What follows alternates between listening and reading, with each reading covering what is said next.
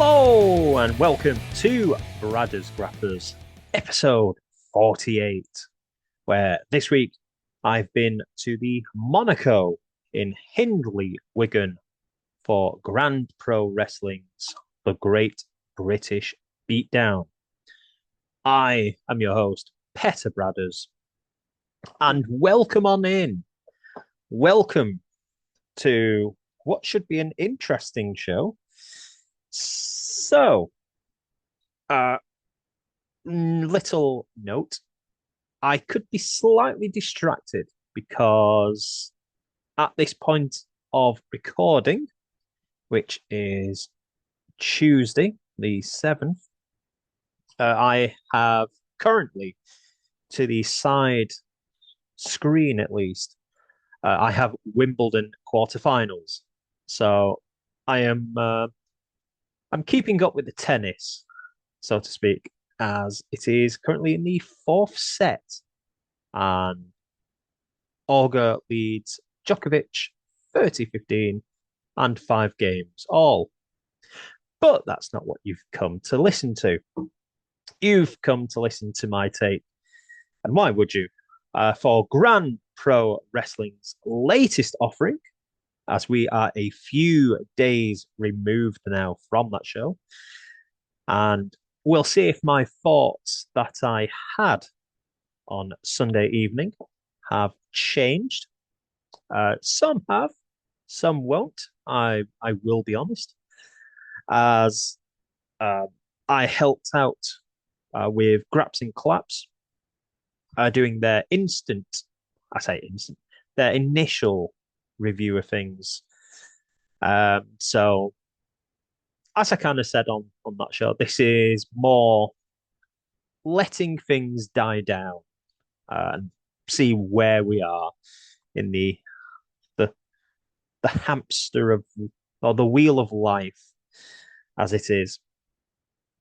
So, before we even get onto the show, uh, let's have a little look at what happened, shall we, for me? Because I always seem to have a anecdote for going to wrestling shows. So Sunday saw my heel, which a few know that I, again, probably oversharing on this, have plantar fasciitis. Shout out to all the fellow sufferers out there. So my heel was throbbing like a mother. So finding out that, of course, the one day I struggle to walk, there are no trams going from Piccadilly through to Victoria. So I had to limp my sorry ass down there. Or as Mick Foley once said, limping ain't easy, which definitely wasn't come Sunday. So, of course, you read these things and you believe them because they're on official sites. Until you're walking down, get to Shude Hill, and to quote in some respects Macbeth, it wasn't a dagger I saw before me. It was the berry tram that I saw before me at Shude Hill, which did kind of annoy me. I have to be honest. But I made it to Manchester Victoria Station. Got there quite early. Uh, Ended up boarding the Southport train, as one does, to get to Hindley. I got on there a good half hour early, just due to just not standing around on the platform all day, where I was joined, strangely enough, by the Ogdens from Graps and Claps in Andy and Sir Jeff, along with Mr. Linney, sorry, and also from Brit Wrestling Away Days, Ben. So it was nice to see certain faces that I have either very briefly met, I think I met most of them. I don't think I met Ben. I think I met Ben at the last GPW show, but Mr. Linné, I'd met briefly after I think it was not elite encounters, epic encounters at the Hangar in Wolves last year. Uh, God, that was all in one breath as well. So ended up uh, kind of all getting the train to Wigan.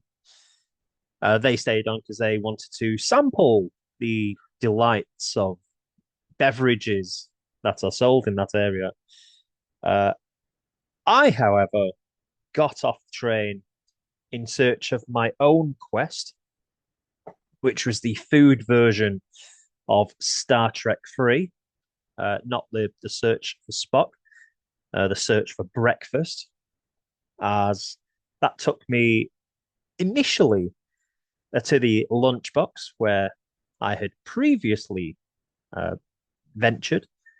Unfortunately, it was rammed, so I had to use the second option, which was apparently, he says, 25 minutes away.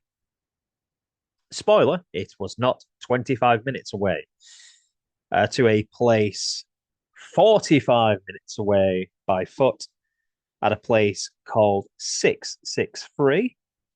And upon getting there, bad foot and all, and having ref Steve shouting at me, to which I did hear a voice, but I did not look because I was listening to the dulcet tones of madness, because someone has to. Um, and find out once I get to said establishment that the breakfast menu had stopped. So imagine my joy. So we take a bus ride back towards the Monaco. We go for a second attempt at the lunchbox, which proved fruitless, and instead opted for the breakfast of champions, which was a big packet of skips with probably a quarter that was actually full, a can of Monster, because it seems to be the one thing at wrestling shows, and of course a Kellogg's Square Bar. Uh, Also, I like to point out other crisps, energy drinks, and perishables are available. So I ended up queuing for a good hour before the show because I must be insane. Um, well, I know I'm insane anyway, but might as well get it out in the open. Once in there, grab a really good table right by the bar, which does make me sound like an alcoholic, despite the fact I don't drink. So there is that as well. But it does also help for if you do any filming, as you get a perfect view of the ring and the kind of like the screen in the background, so you kind of see everything. Anywho, we move on to the actual show. While my camera freezes because it's a dick. So, last time out, I believe the show was Heroes and Villains that I went to, while he very quickly just checks the cage match just to double check. Yes, it was. It was Heroes and Villains. See, sometimes I remember this stuff. And the opening contest saw two men that was involved in the main event last time out. And that was Franco Fate of the Savage Rule and Ruthless Rob Drake. Now, I thought this was a decent opener between two big, beefy men. We chatted, as I say, on the podcast on Sunday, that this felt almost like a Japanese strong style match because it was just two bulls running into each other, trying to show that they were more stronger than the other. And you know what? That's pretty much what this was. It was two immovable objects and two immovable forces. Um, Immovable objects, and I know I've got that phrase wrong, but I don't care. It did what it needed to do. Uh, I think it was. I think you had to go down the route of Fate winning this just to kind of build up more the Savage rule as kind of one being the most kind of like despised bad guy faction in GPW. Um, in fairness, though, it wasn't a one-way street. Drake got a fair bit of offense in. We had him kind of, I don't want to say hulking up, but he did kind of hulk up. Fate, who I've seen Fate a few times now, and always impressed with him. Um, Drake, I've seen a few times now. I have on this podcast been critical, following a couple of matches that did not hit. And one thing I did say about those matches was, I think in different settings they look better. And take away those matches I'd mentioned, Drake does look decent. He is a monster. Um, so I was very happy with this contest. Um, so it ended with, as a kind of spoiled for some people, Franco Fate defeating Rob Drake in about 8 minutes 40 with an Oklahoma Stampede, which, if you don't know, is effectively picking him up in a scoop slam and then running him into the corner and then hitting, obviously, a power slam. Which I've got to be honest, picking Drake up is not an easy job either. Having seen the the goddamn size of him, um, as someone would once say. However, the lead up to the end saw Jack Johnson coming down to ringside, distracting Rob, leading to Drake declining the clock of Mr. Johnson before falling victim to Franco Fate and having the Savage Rule picking up the 1, 2, and the 3. Pardon. Um, we spoke on the other podcast about where does this kind of leave Drake?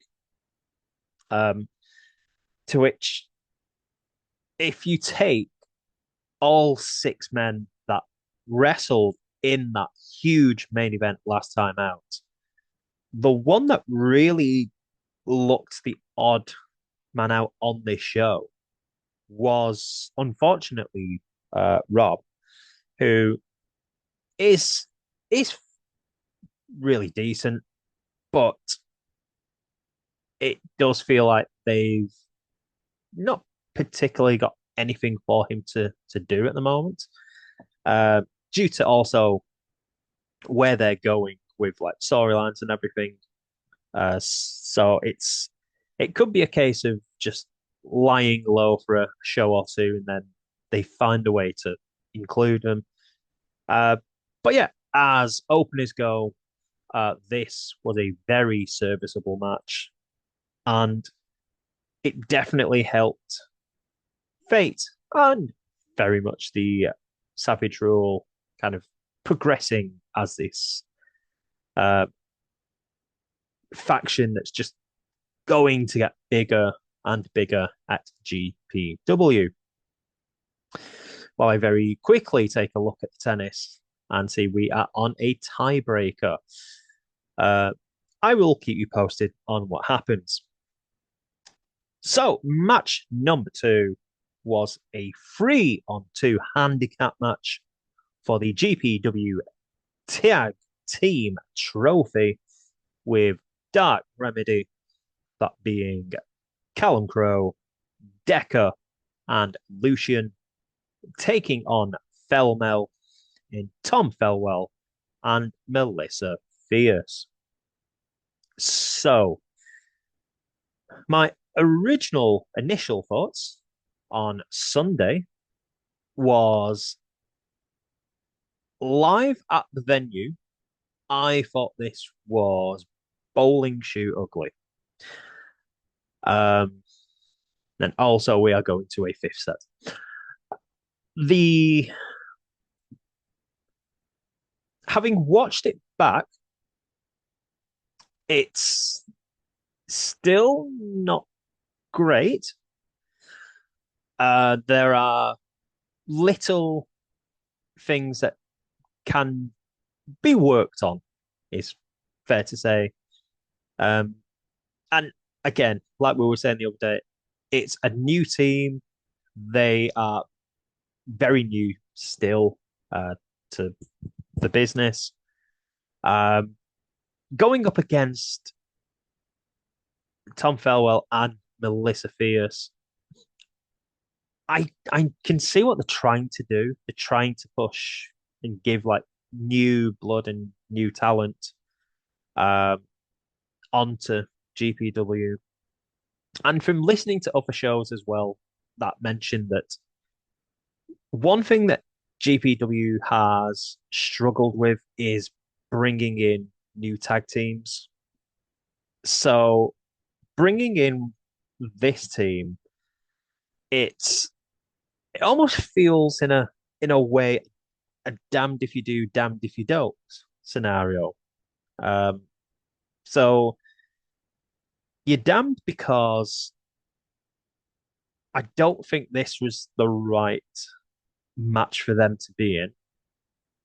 But at the same time, you have to give them a chance.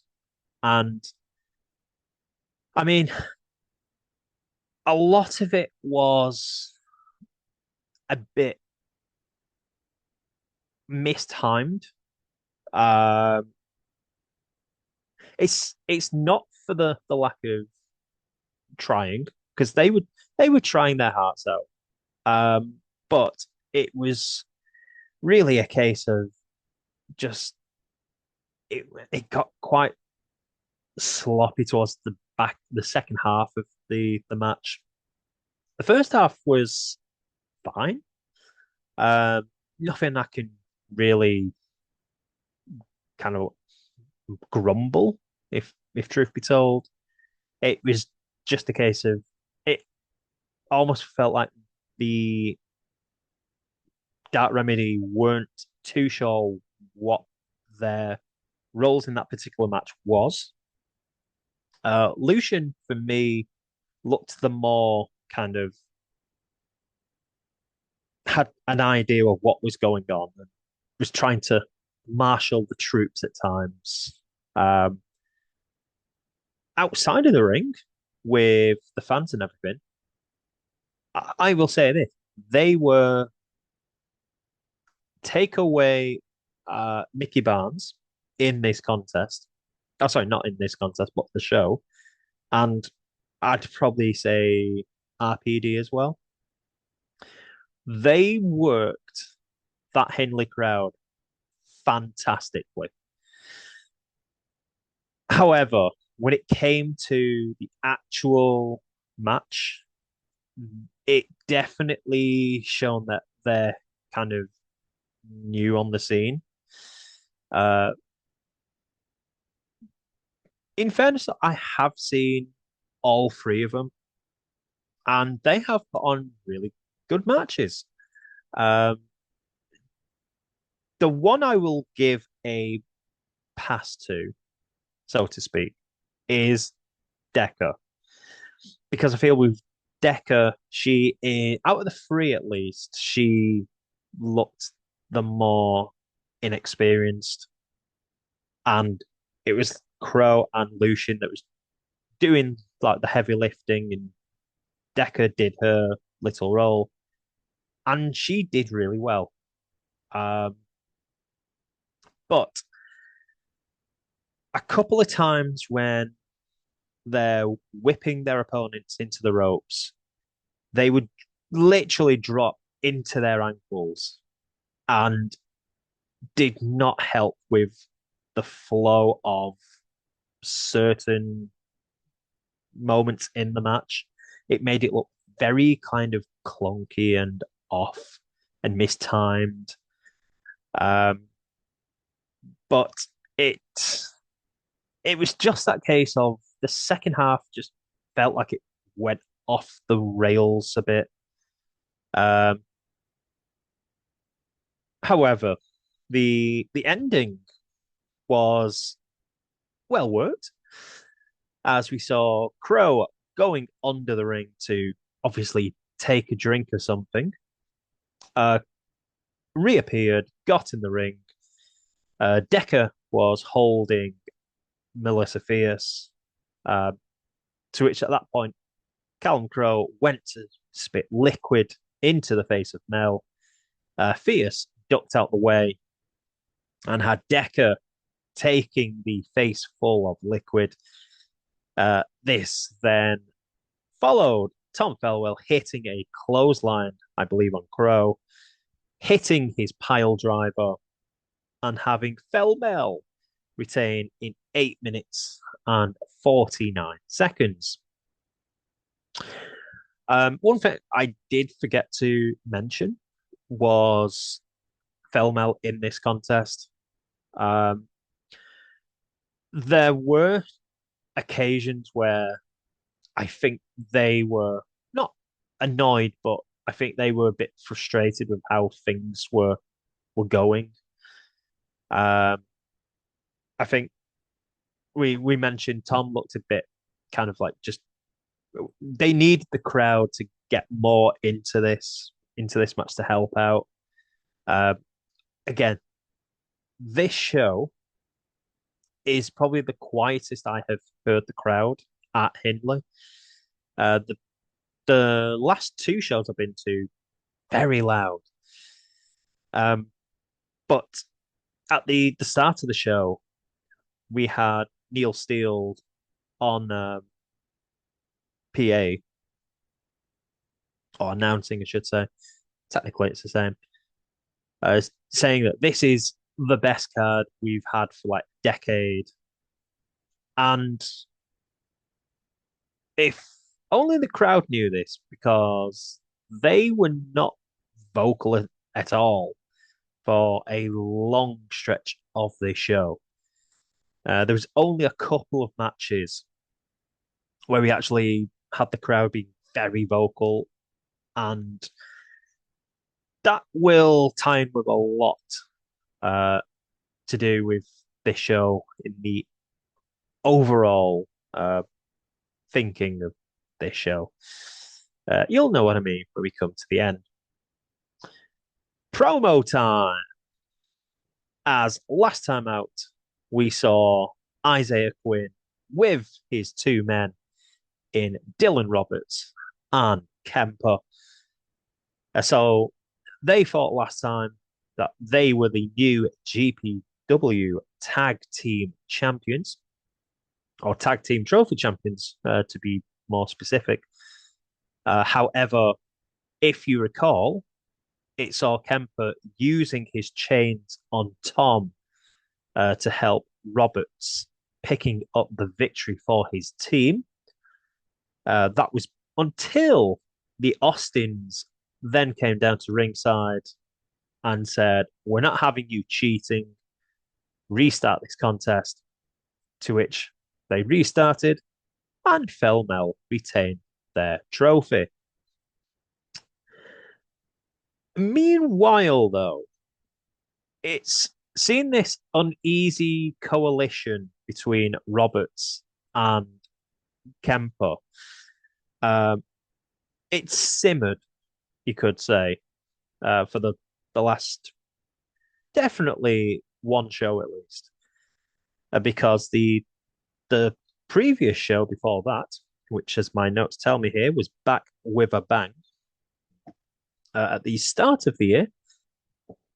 This was when it was Roberts and Drake, I believe, and Isaiah Quinn said he had a new man uh, in Quinn's team, and that was the monster, Kemper. So we ended up with Kemper coming out with Quinn. Roberts did not particularly uh, like what he was seeing. And then we roll over into the last show, which was Heroes and Villains. And it's been a very fractured relationship, I suppose is one way to put it, between Roberts and Kemper. Um, so we ended up with Isaiah Quinn trying to get them both on the same page, as it were, giving different examples to both men. As we had Quinn telling Roberts, if it wasn't for those damn Austins, you would now be holding the GPW title. And to Kemper, if it wasn't for them interfering in the result last time out, you two would now be the tag team trophy champions. Which, one thing I loved about this promo, and I love with the, I don't want to say heels because I don't like using the term, rule breakers, which I always use. It makes, I love when rule breakers come out with things that are factual, because I always feel if someone comes out and basically just makes something up just to stir things, it doesn't always work. If you add elements of truth to things, it makes it so harder to kind of agree, even though it's true. It's just something that I really appreciate with promotions that actually do things like this. You say things that are absolutely bang on, and you can't disagree with them, even though you want to, which frustrates you even more. Um, so Quinn goes on to say he has a challenge for the Austins.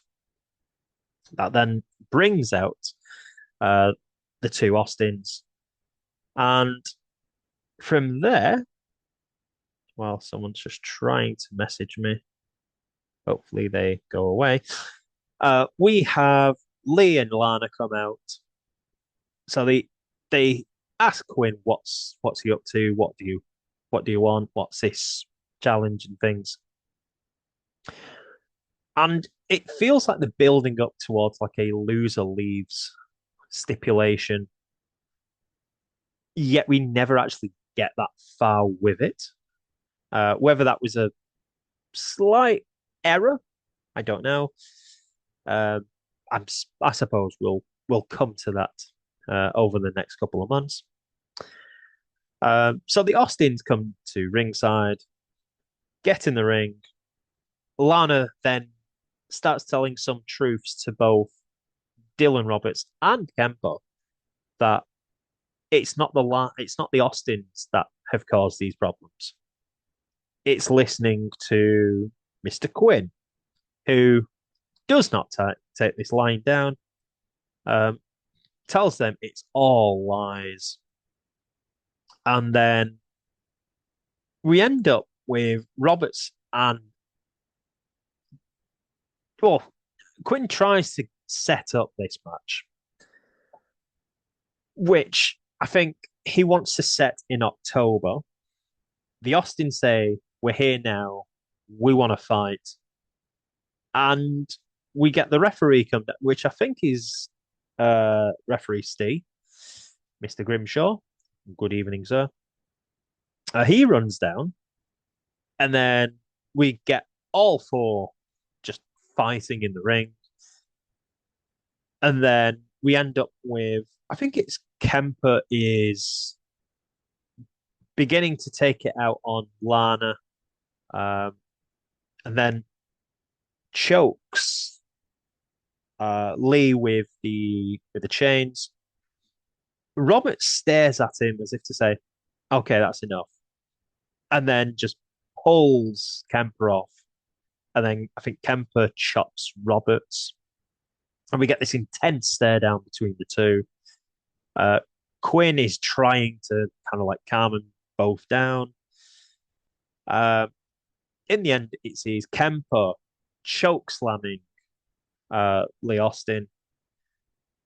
We see both members of the Austins lay almost motionless on the mat.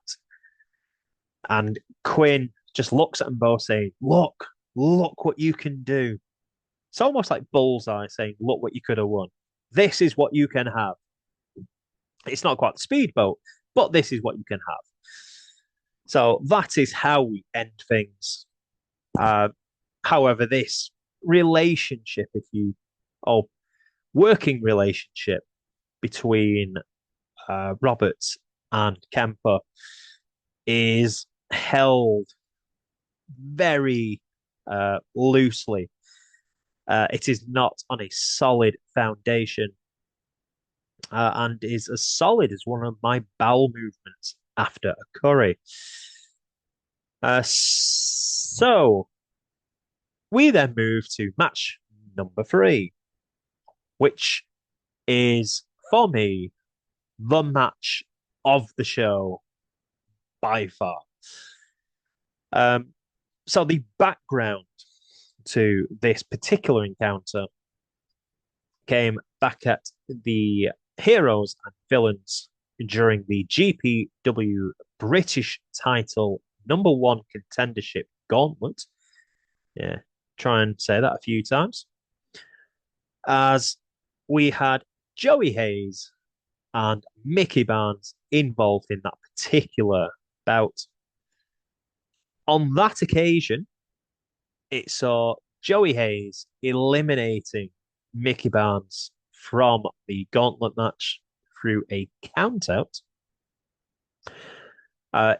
In the following moments that happened, we ended up, I think it was Jacob North low blowing Joey Hayes, or it was Mickey Barnes low blowing Joey Hayes. Either way, Joey took a blow to the balls. And so from that point onwards, Joey got eliminated, hence setting up this encounter. Two of the best, or two staples from the Northwest scene. And we started off with the chicken fried rice chant, which is a customary now for Mr. Barnes.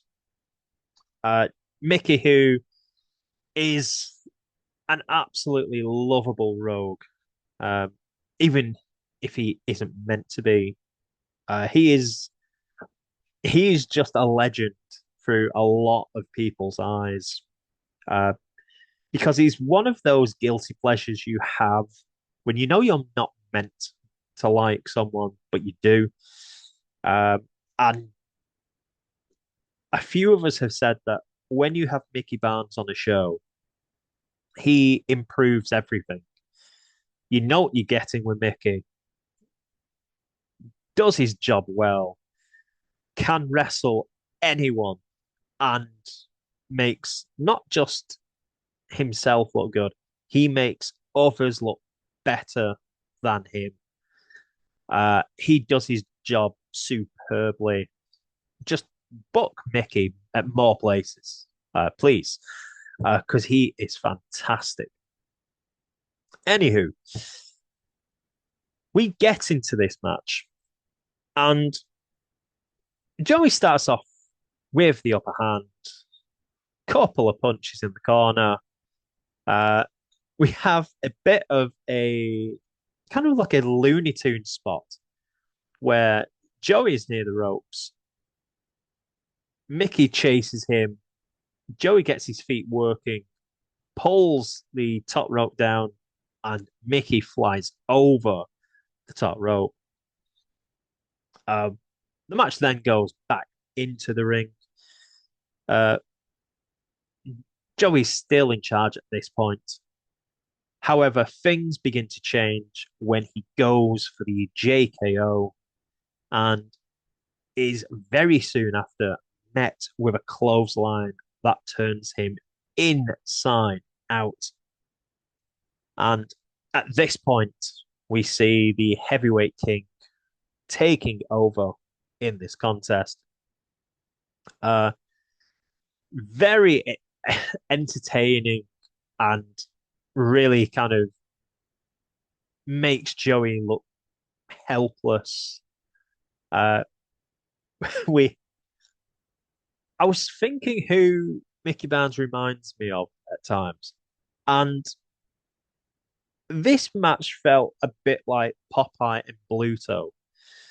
Uh, Joey kind of not able to do a whole lot, and Mickey Barnes has a slight look of Bluto, and even his kind of his laugh that he did, where he's kind of winding the crowd up, is very Bluto-esque. Whether that's anything he's kind of got with the included in the character, I don't know. But it certainly has little traits from that. Anyhow, we continue the match. We get a really funny spot with Joey in the corner, Mickey running in on him. Joey kind of uses the top rope for leverage to propel himself back over Mickey. And Barnes just looks around, very confused and befuddled, and goes, "Where did he go?" To which Joey then kind of like hits him with I think it's like a back angle slam or slams him backwards. A back and forth contest. To which not the back end of it, but getting towards there, Barnes accidentally whacks ref Steve Grimshaw across the chops, having hit a running power slam that only gets a 2 count. And in the melee that follows, Barnes accidentally whacks ref Steve in the face.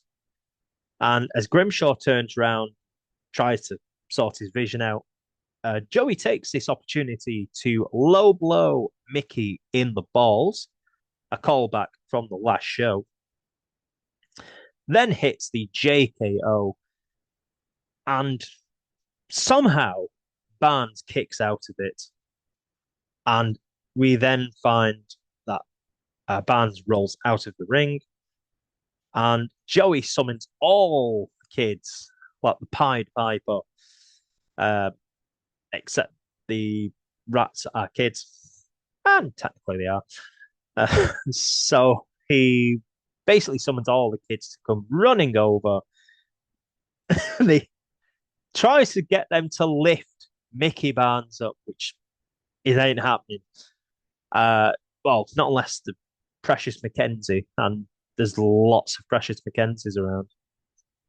I think at this point, Mickey must tell him to go away or whatever, because they scarper like mad, like rats from a sinking ship. So ends up with Mickey grabbing Joey on the outside, driving him spine first into the ring post on the outside.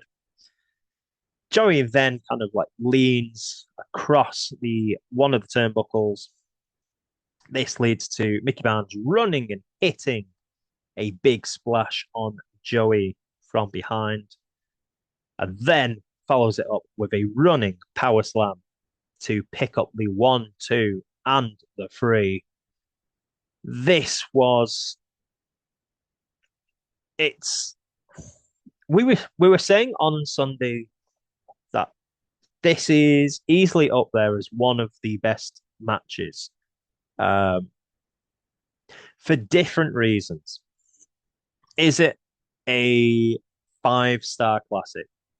No. Is it a fantastic job with two men who know their role and can make what I mean, in long and short, this is how a wrestling match should be. The bad guy versus a good guy. The bad guy is uh, the term Mega Slam got brought up, and in some aspects, it is like a Mega Slam match, but they do it superbly. They both know what the other's going to do, and everything about this match was perfect, which is why you have to put this kind of up there. Um, is it? You wouldn't get a match of this kind of like magnitude on, say, a Progress or a Rev Pro, or like a top end promotion. Which again, nothing against Barnes or Hayes in that aspect of not being in a top company doing this. It's just it's horses for courses, effectively. And this is the best course to have these two thoroughbreds involved in this match. And they knew how to work the room, and it was fan bloody tastic. Um, I I gave it about 8.5 out of 10. I could have gone a 9, in fairness. Um, I could still go a 9, couldn't I? Hmm. But yes, Mickey Barnes picks up the victory. Uh, really enjoyable contest. Uh, Still talk about this contest in a glowing reference. So we go into the interval where Joey Hayes is doing the photographs and had a quite a big queue, it has to be said. And we started the second half with Brady Phillips and Teddy Ray against Sonna Durson and George Hunter. Again, a follow on from the last show at Heroes and Villains, where Phillips, Ray, and Hunter were all involved in that GPW British #1 contendership gauntlet match. Um, George Hunter, who impressed in that particular match, almost going through the entire gauntlet, uh, beating Teddy Ray in what was a really fun kind of mini match within a match. Brady Phillips on that occasion ended up being the victor and will face Sonna Durson down the line. So following that contest, we had Phillips and Ray attacking Hunter.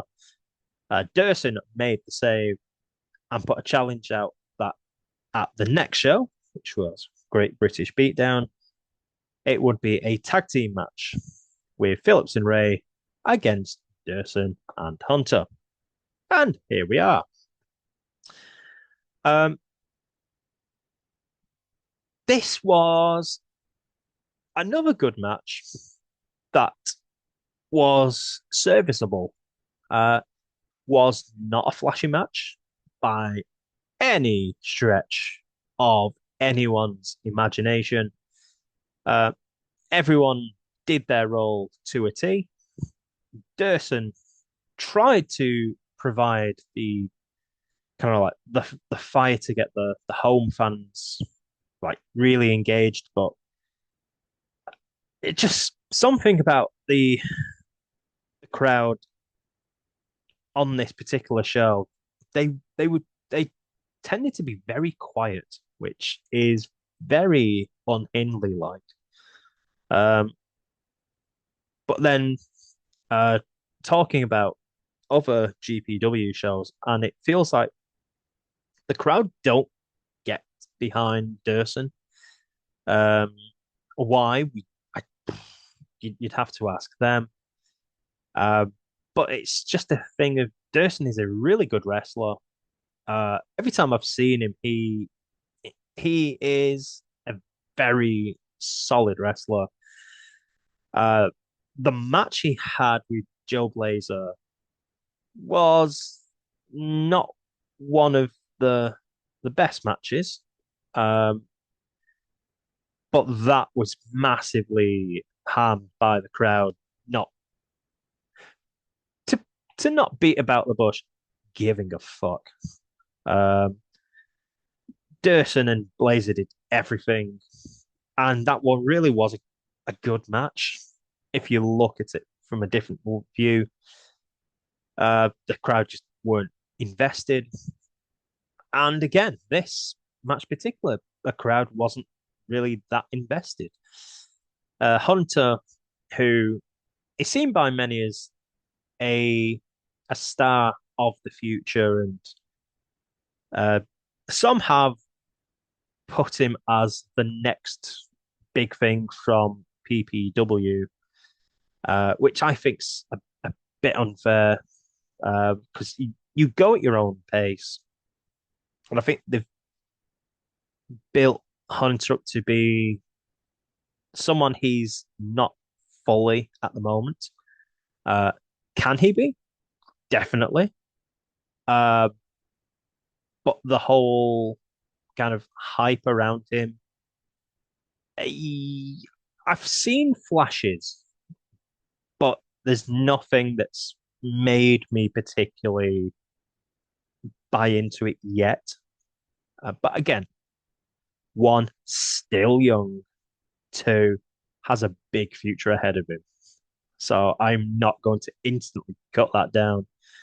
Uh, but from where people were talking about him, it seems to have slightly stagnated a bit.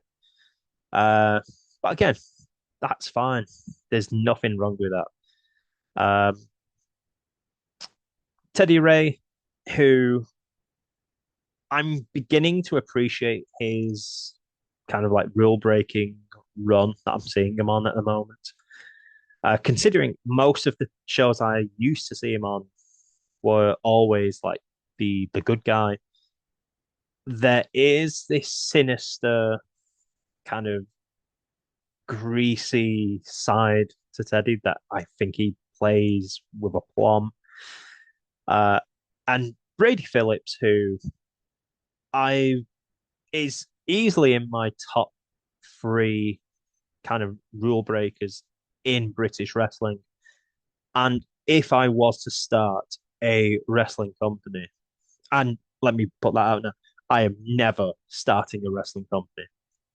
I want to save those few strands of hair that I still have on my head. Uh, if not, I may have to pluck them from my chin and stick them on my head so I still have hair.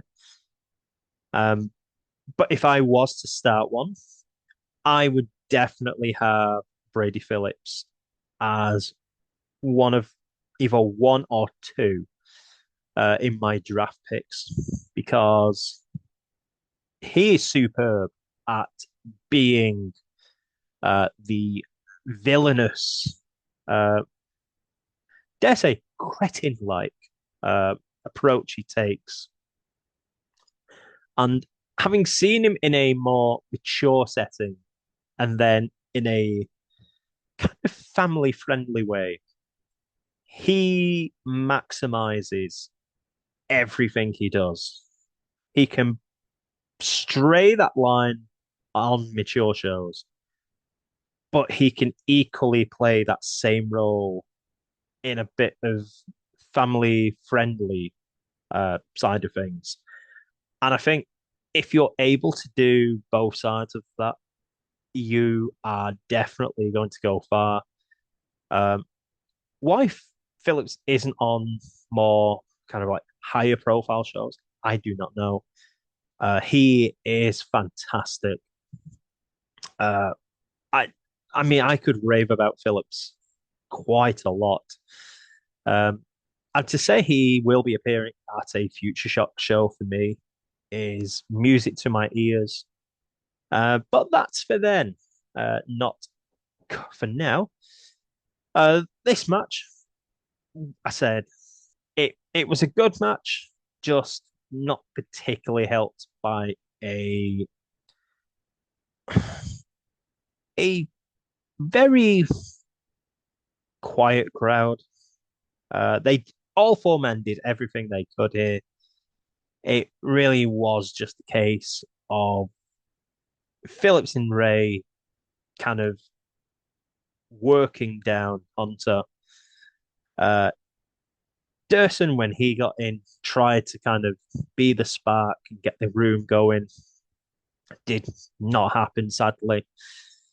Uh, the big finish, he says, is a massive miscommunication involving Phillips and Ray as the two kind of bump into each other from behind. Brady thinks it is an opponent and catches Teddy Ray with a lariat, having him disgusted with himself and can't believe what he's done. This then leads to Durson whipping Brady into the corner and hitting him with a running knee. And that is followed up with George Hunter hitting a senton bomb for the win. Yeah, not much more to add to that, really. Um, Phillips taking the loss. Um, Personally, if I'm going to do it, I would have had Sonner beating Phillips, uh, just to kind of like add a bit more spice to their title match down the line. But I can't complain. I thought this was a serviceable match, which is my word for today.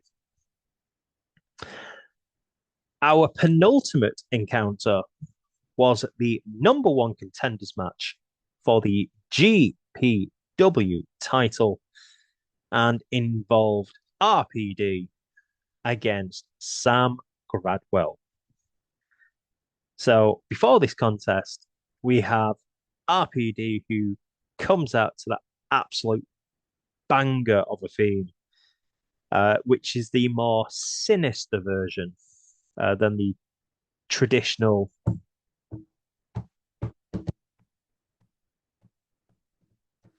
It's a more sinister one, and it fits him perfectly.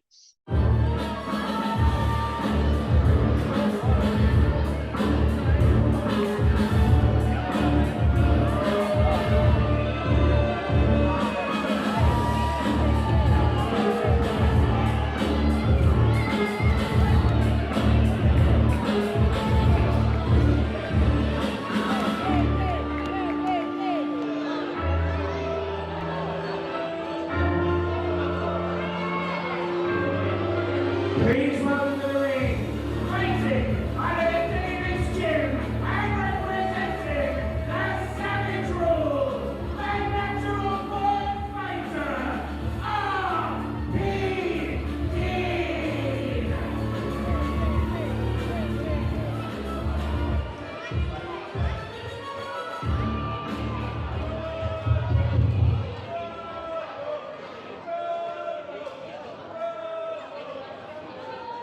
GPW, the most legitimate man to ever be in this company, is back.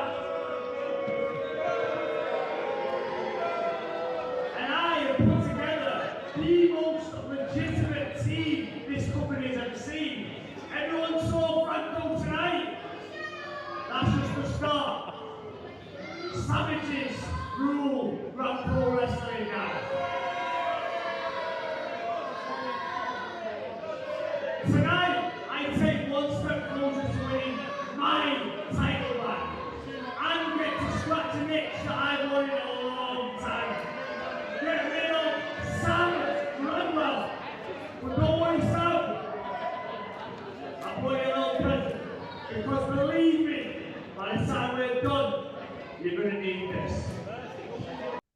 And it does make me think that I may not have recorded my hand banging to that tune, but there we go. Um, so RPD cuts a promo, whips out a crutch from underneath the ring, and tells Gradwell that he's probably going to need this come the end of the match. Gradwell gets in the ring, not wearing the bandana for once. So we get into it, and if truth be told, this really was the unofficial main event of the entire show. Um, because one, there's more story between these two than the actual main event got. It's an ongoing storyline. It's arguably the best kind of storyline in the Northwest this year. Um, because last year we had Oberman and Tony Wright, and this year feels very much, for me at least, that Gradwell and RPD have taken on that mantle of being the kind of like must-watch rivalry in the Northwest scene this year.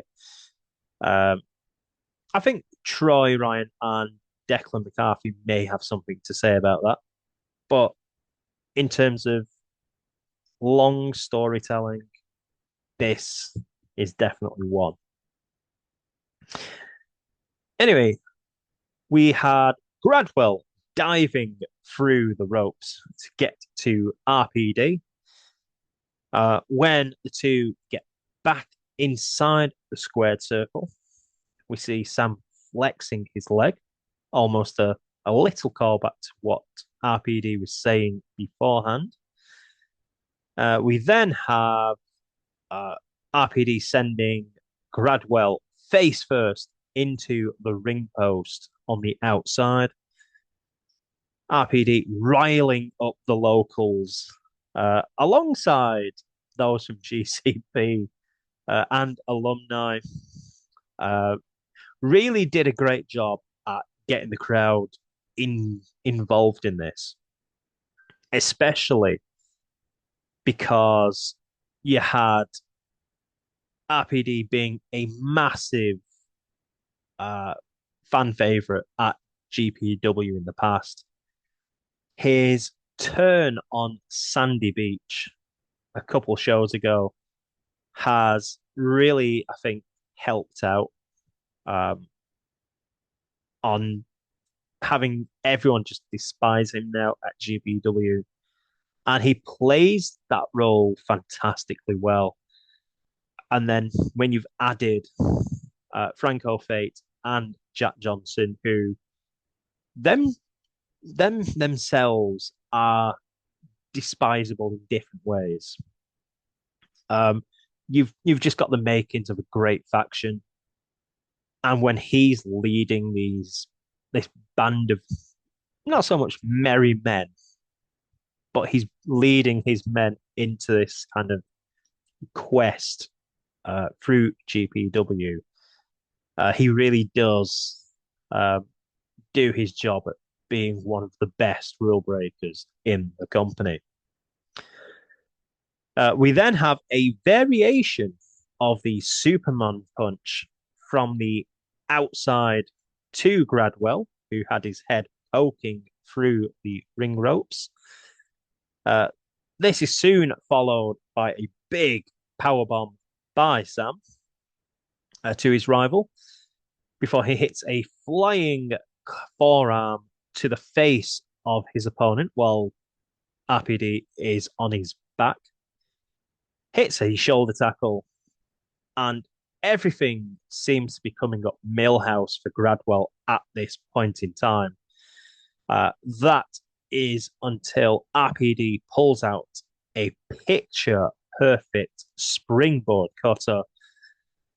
Then we see the two back on the outside. And when they come back in, RPD hits two Superman punches. goes to use the crutch on Sam Gradwell, but Gradwell ducks, hits RPD with a Samoan driver.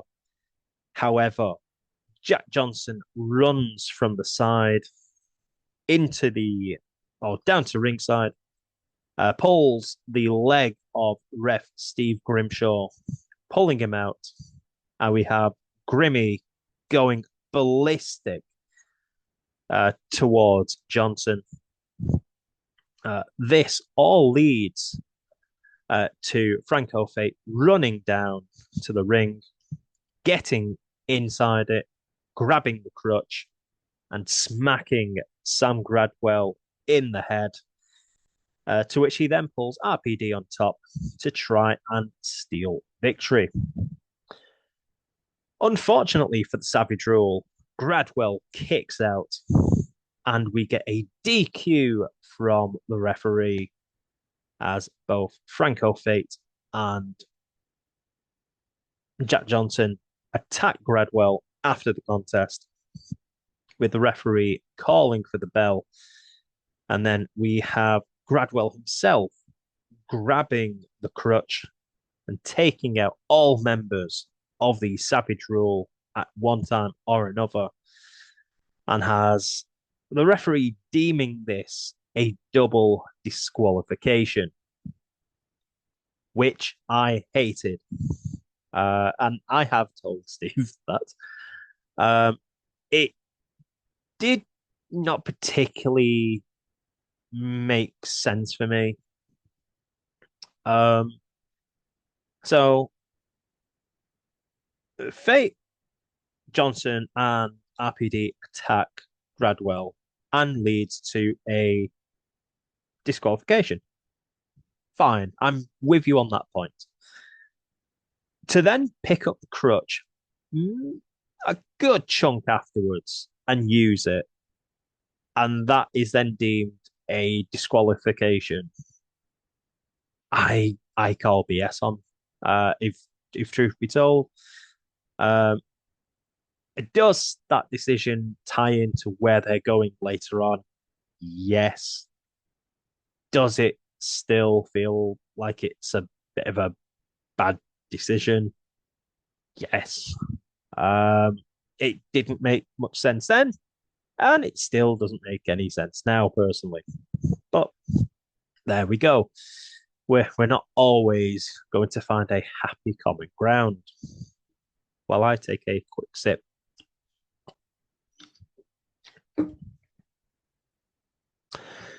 We then come to a promo while I just see what's going on with the tennis. And we are possibly going to get 5-5 with Olga and Djokovic. But from that side, little side note, we have referee. We have he wishes. We have ring announcer Neil Steele asking for the leading man Tony Wright to come down to ringside for his interview time. Tony Wright comes out, no music, no lights, as the famous song from System of the Down would go. However, we do get the music play for about 4 seconds, to which Tony just goes, "There's no point playing it now." So we then have questions being asked to Tony of what's next for Tony Wright. And then Tony takes the microphone and says his feud with Isaac North kind of went a bit south, pardon the pun. He says he wants to stay in GPW because he loves the fans. It's a very, very babyface promo, like very, very babyface promo. And I feel dirty for even using that word. But he says he doesn't know what path he's on right now. He doesn't know where he's going. This leads him to say, I need the fans to tell me the direction. What do you want me to do? Uh, then says he's going to throw his hat into the THUNDERBRAWL Rumble in October. And then we are joined by members of FML, Feel Good Media Limited, as Chase Alcala and Turkey Teeth Martin Kirby come to ringside with his beautiful flowing locks and teeth. They then have a go at Tony Wright. Kirby has a go at Tony Wright's dress sense, saying he looks a disgrace and says, you look stupid. Meanwhile, he's there looking like Pat Sharp with sunglasses and, I mean, the whitest teeth you'll ever see.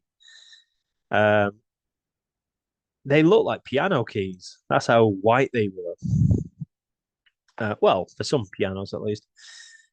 So they themselves then admit that they are going to include themselves in the THUNDERBRAWL Rumble. So we now have 3 entrants for this forthcoming Rumble. However, we have Alcala and Kirby attacking Tony Wright. This leads to Romy Kendrick joining the fray and attacking both. Attacking both Kirby and Alcala. We then, I think, we have Steve Mann come out, who, I'll be honest, I actually thought it was Tom Campbell from the back and even from the side. It was not to be. So I think we have a 3-on-2, and then we are joined by DDL, Dangerous Damon Lee. And then all 6 men are in the ring. And of course, if you're doing a Rumble angle, you have to have everyone throwing punches and brawling. And this, my friends, is what happened. Because wrestling is simple. Thank you.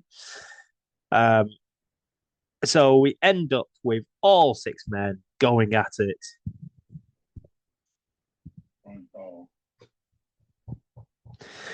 And then 3 of them go, all the bad guys go over the top rope.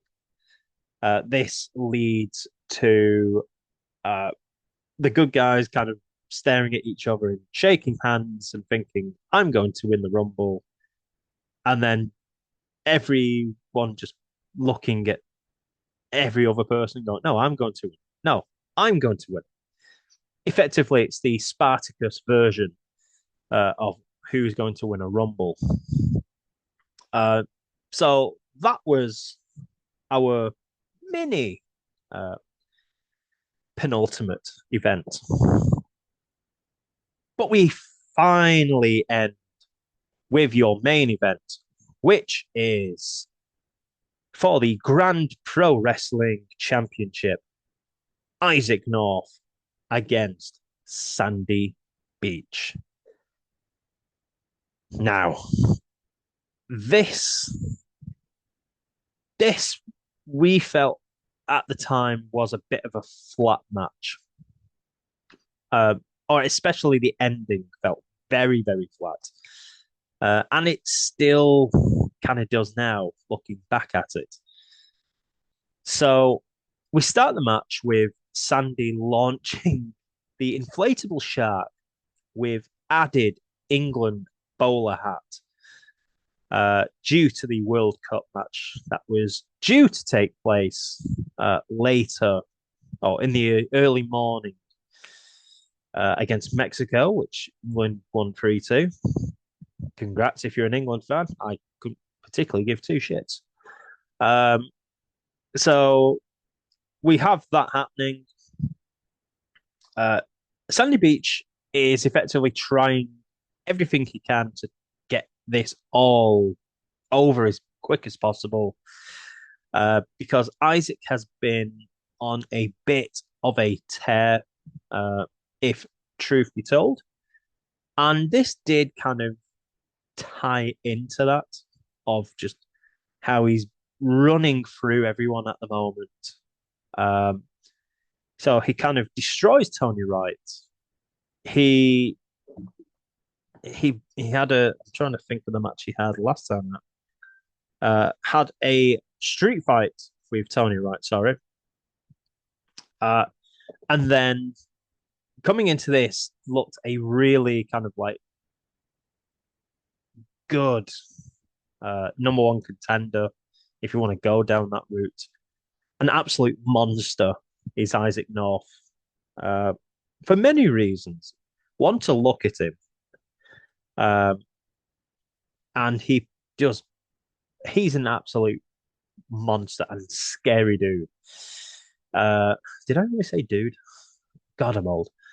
Um, so it sees Sandy Beach trying to get the contest over very quickly. Isaac North does not allow for this to happen. And we see the challenger really taking things to the champion. Uh, Isaac does try to whip him into the ring post.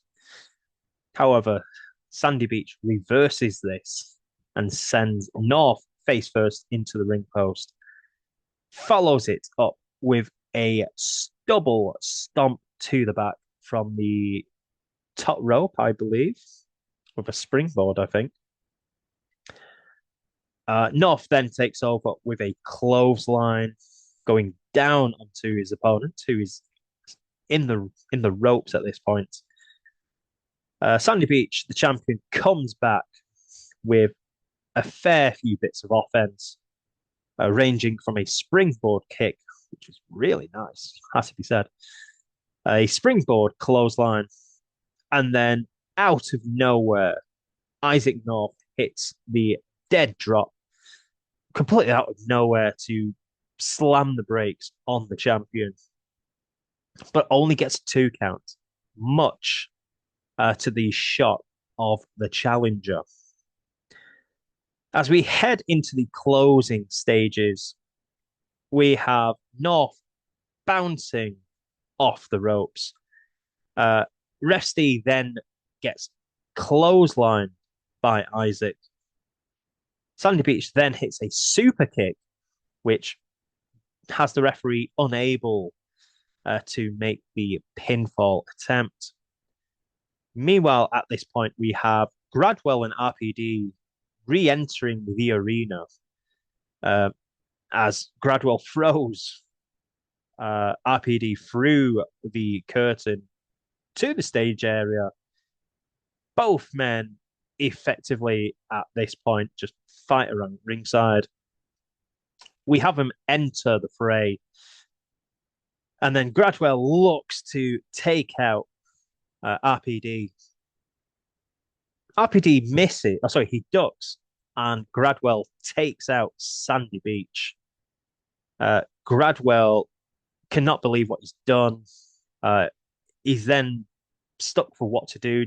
Does he try? What can he do to help the champion out? There's nothing he can really do. And then decides, I'm going to continue my war, so to speak, with RPD. So he leaves ringside, and then the referee kind of stirs a bit. Isaac North catches Sandy Beach, who is effectively at this point just staggering around in a daze from what's happened. Gets hit with a second death drop, and Isaac North makes the cover and is your new GPW champion. And I don't want to say it came out of nowhere, but the more I think about it, the more it does make a bit more sense. Just due to how much of a monster he's been through like the last few shows at GPW. Um, so anyway, Gradwell comes back into the ring once North's left. He goes up to Sandy Beach and profusely apologizes to him, saying, "I'm so sorry. I wasn't going for you. I'm so I wasn't aiming for you. I was aiming for RPD." Sandy Beach wants no part of anything that Gradwell is saying. He has no interest. He could care less. And Gradwell just constantly just tries to grab him and say, "Listen, I'm so sorry. I'm so sorry. Please listen to me. Please listen." Extremely apologetic. Slowly, Beach seems to kind of wilt and think, "Okay, I accept the apology, but I'm not going to shake hands. I will accept the apology. I just do not want you near me." And then he kind of taps Sam, but he does so with almost bit of uh, a bit of force, which leaves Gradwell pulling this look of it's almost like he's going to hit him. Uh, and it's just put that little seed of doubt in your mind of thinking of was is was Gradwell going to do something, or or what was Gradwell thinking when Sandy Beach just kind of like gave him an extra hard hit? As so it could be something they use much further down the line because it's one of the things GPW have or do like to do when I've been to shows of they'll give you little teasers, uh, and that felt a bit of a tease for me from where I was watching it, and did make me go, "Ooh, that's an interesting that's an interesting angle to go down." Um, but yeah, that was not all that happened. We had the owner of GPW, of which I can not remember. I think it's Johnny. I'm probably wrong with that, but I'm sticking with it. They came out, apologized for what occurred. Uh, However, the main event on the next show is going to be Title match for October is going to be Sandy Beach versus Sam Gradwell versus Isaac North versus RPD in a four-way match. I see you in October. and having seen what occurred earlier in the night with the double disqualification in the No.1 Contenders match, you did get a very kind of good sense of this is where they were heading. I kind of got very early on, about midway through the contest, of how they're going to work this. And I was not disappointed when we got to the little bow bit at the end. So that is how the show ended. We have a four-way for the GPW title in October. And also we have the Rumble at THUNDERBRAWL on, I believe, it is October 8th. While I try and check my calendar. So, no, it is October 18th. My bad. Or 11th. I can't remember. Um, I could actually bear with me, ladies and gentlemen, when I try and find when this is actually happening. Ba, ba, ba, ba, ba, ba, ba, ba, ba, ba. I have it October 4th. By yes, I think it's October 4th. I should be prepared. I am not prepared. Uh, if you've listened to my podcast, you know I am not very prepared. Or what we can gauge from this is I'm not prepared. That all said, that was Grand Pro Wrestling's The Great British Beatdown.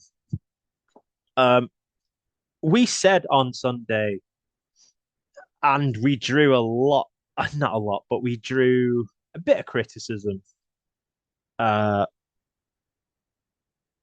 Playfully, it has to be said by Grand Pro, who claimed that we did not like the show. And we stressed it as many times as we could. Where we hold Grand Pro Wrestling high up, when you have a show that either does not hit your expectations or does not particularly, I'm trying to word this well.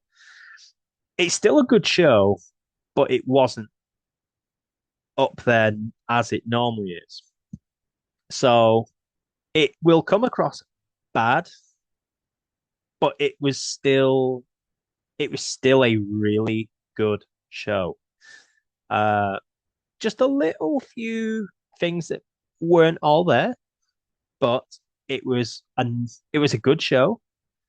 Uh, there have been better, if truth be told. Uh, no particular massive negatives. I've seen some bad shows, let me tell you. And this was not a bad show. Some things could have been done different, but there we all have our opinions. And our opinion was it was good, but just not as good as the two previous. Which is I'm probably needing another shovel to try and dig myself out of the hole I'm currently lying in. But yes, that is the end of episode 48 because I have a cup of tea downstairs. Thank you for listening while I try and catch the end of this titanic battle at Wimbledon as Djokovic leads 6-3 in the tiebreaker in the final set. And much like this episode, we are right at the end, my friends. All kind of messages, socials are down below. If you would like to send a question in, I am all ears, so to speak, because I believe the next show that I am hopefully attending is either going to be, it could be Catch on the 13th if rain prevails. Otherwise, it is, fingers crossed, and I can do it, True Grit in Leeds. So they are the ones I'm aiming for. But we will see what we will see. But anyway, thank you for taking the time out of your busy schedule to listen to this humble little podcast. But for now at least, I must bid you adieu. Goodbye, and au revoir.